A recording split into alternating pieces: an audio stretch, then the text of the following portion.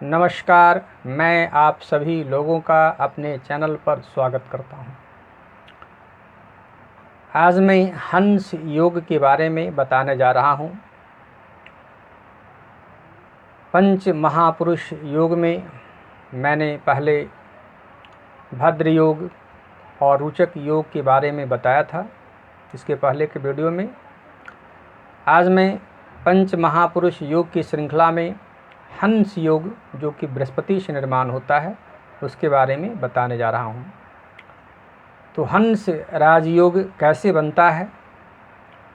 तो यदि बृहस्पति स्वराशि के हों, धनु राशि में हों, मीन राशि में हों, या उच्च राशि के हों, कर्क राशि में हों।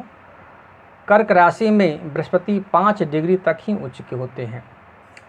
तो बृहस्पति स्वराशि में हो या उच्च राशि में हो और केंद्र में बैठे हों, जैसे लग्न में, चतुर्थ स्थान में, सप्तम स्थान में या दसम स्थान में, कहीं भी केंद्र में बैठे हों, तो हंस योग या हंस राजयोग का निर्माण होता है। तो हंस राजयोग का जब निर्माण कुंडली में होता है, किसी जातक की कुंडली में, तो जिस जातक का हंस राजयोग बनता है, यह हंस राजयोग वाले जातक भव्य व्यक्तित्व के होते हैं, चुंबकीय व्यक्तित्व होता है हंस राजयोग वाले। शारीरिक बनावट अच्छी होती है, थोड़ा थुलथुला शरीर होता है, मोटा शरीर होता है। आर्थिक स्थिति अच्छी होती है, गोरे वर्ण के होते हैं, गोरे रंग के होते हैं, स्वभाव से वे हंसमुख होते हैं, मधुर वाणी होता है, निष्पक्ष होते हैं, मित्रों की संख्या उनके अधिक होती है, लालच या प्रलोभन उन्हें नहीं होता है, किसी का दबाव में नहीं आते हैं, दीर्घायु होते हैं, विद्वान होते हैं, क्योंकि बृहस्पति शिक्षा के कारक होते हैं। तो जिनका हंस योग बनेगा वे तो विद्वान होंगे ही। उनका पारिवारिक जीवन सुखमय भी होता है, और सुखमय होता भी है क्योंकि स्वयं बृहस्पति हैं, देव हैं, और हंस योग बन रहा है।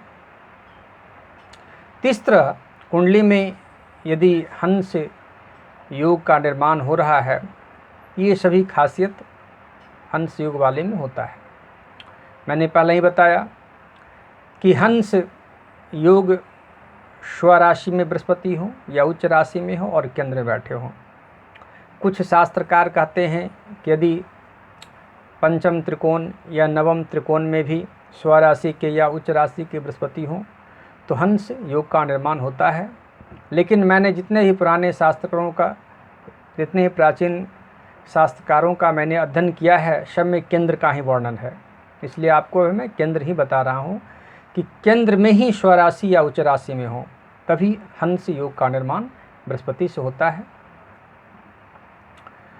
तो बृहस्पति से यदि हंस योग का निर्माण होता है तो किस क्षेत्र में वे सफल होते हैं? जैसे शिक्षा के क्षेत्र में तो होंगे ही, प्रोफेसर होते हैं, यहाँ तक कि वाइस चांसलर तक बन जाते हैं, मंत्री बनते हैं, IAS IPS ऑफिसर होते हैं, बड़े बड़े ऑफिसर होते हैं।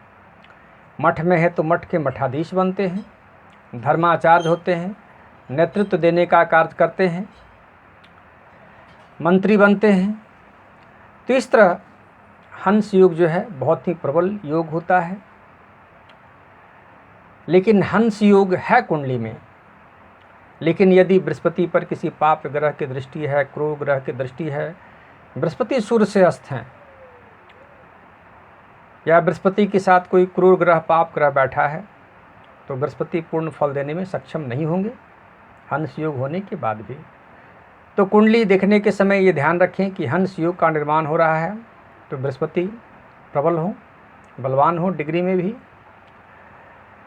स्पष्ट हो, किसी पाप ग्रह के साथ नहीं हो, पाप ग्रह की दृष्टि नहीं हो, सूर्य से अस्त नहीं हो। और इस तरह मैंने हंस योग के बारे में मैंने आप लोगों को बताया। इस वीडियो को आप लोग लाइक करें, शेयर करें। अगले वीडियो में फिर मिलते हैं, तब तक के लिए नमस्कार।